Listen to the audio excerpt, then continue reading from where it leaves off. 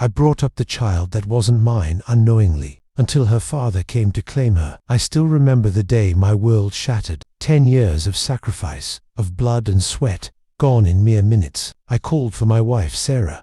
We've been married for 10 years, but lately, I feel like something's wrong. I don't want to lose her. I know I wouldn't, but it doesn't hurt to talk it out now, does it? Sarah entered, sitting beside me. What is it, honey? She asked, concern etched on her face. I took a deep breath before speaking. I just feel like I'm losing you somehow. Sarah laughed and said, You're crazy, I'm right here. But I shook my head. I know it sounds silly, but hear me out. You know I grew up in an orphanage, never knowing family love. Yes, I agree that sometimes I just feel insecure, but before I finished sentence, I saw her expression softening. Sarah, when I married you, you became my everything, my family, I said, emphasizing every word. That's the main reason I let your parents moving in with us. I wanted all of us to feel full. I worked hard, 3 jobs, endless hours, just for us. Sarah squeezed my hand. I know you did all that for us, so don't worry. I mean, it has been 10 years. What can happen? I looked direct in her eyes.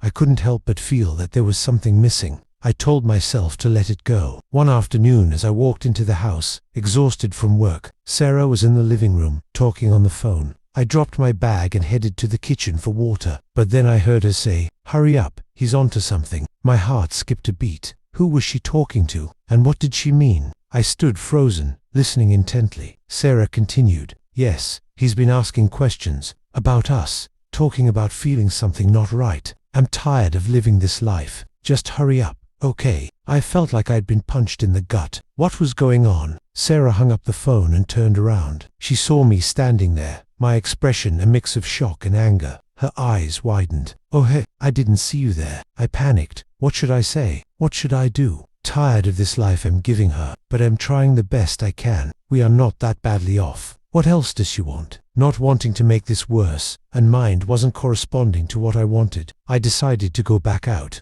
to think about everything alone. She waved goodbye, and I waved back, trying to hide my pain. But as soon as they turned the corner, I collapsed to my knees. Tears I never thought I'd cry again flowed like rivers. I felt like the little orphan boy again, abandoned and alone. But this time, it hurt more, because I had something to lose. I had given them my heart, my soul, my everything.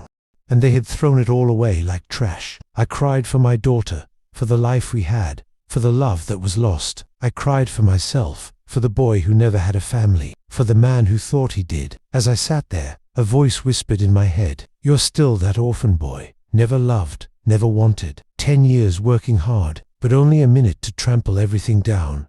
I sat across from my old friend, Jack, nursing a cold beer. He asked me, How's life, man? I sighed and said, It's been better, but I'm scared my marriage might end. What should I do, Jack? Jack's eyes widened. What happened? You and Sarah were high school sweethearts. I took a swig of beer before answering. I don't know where I went wrong. I have tried to be the best version of every man out there. Jack nodded slowly. I continued, But today, I heard her on the phone saying she hates the life she's living. Jack's jaw dropped. You supported her whole family. I nodded, feeling a mix of emotions. Yeah, I wanted to give them everything I never had. Jack's expression turned from shock to sadness. Dude, you've given them your entire life. I nodded slowly, taking another sip of beer. I did. I thought that would make her happy. Jack shook his head. You've been trying to buy her love, and her family's, but love isn't something you can buy. I looked down, feeling tears prick at my eyes. You think she's going to leave me? Jack put a hand on my shoulder. I think you need to have a serious talk with her. Find out what's really going on. I nodded, determination rising up in me. You're right. I'll talk to her tonight. I won't just give up like that. I walked back home, feeling determined. But as I reached our compound, my heart sank. A black slick car was parked outside, a man in a sharp suit leaning against it. Another man was packing bags into the car behind him. My wife stood beside him, her hand on her hip. My daughter held his hand, looking up at him with wide eyes. My in-laws sat in a third car behind them,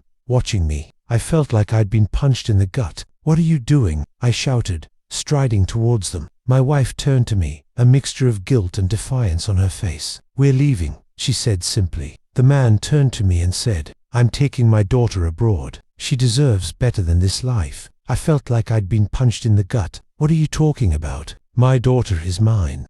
He smirked and said, really? Then why does she have my eyes, my hair? I looked at my daughter, then back at him. What proof do you have? He handed me a paper, a DNA test result. My heart sank as I read it. This can't be. My wife walked over and said, it's true. He's her biological father. We've known all along. Her parents and I, we all knew. I looked at them, feeling betrayed. Why didn't you tell me? Her mother shrugged and said, you were so happy. We didn't want to hurt you. The man said, I'm taking them to live with me in luxury. They deserve better than what you can give. I looked at Sarah, tears in my eyes. Why didn't you tell me? Sarah sighed and said, I was going to leave you when I found out I was pregnant, but then Jim went abroad. I thought it was over. I will just stay with you. But then Jim and I started talking again. He told me to wait for him, that he'd come back for us. He left for abroad to find himself. So I stayed with you, but he came back, and now he wants to give our daughter a better life. I felt like my whole world had been turned upside down. So you're choosing him over me? Sarah looked down, her eyes merciless. I'm choosing the best life for my daughter, even if it means leaving you behind.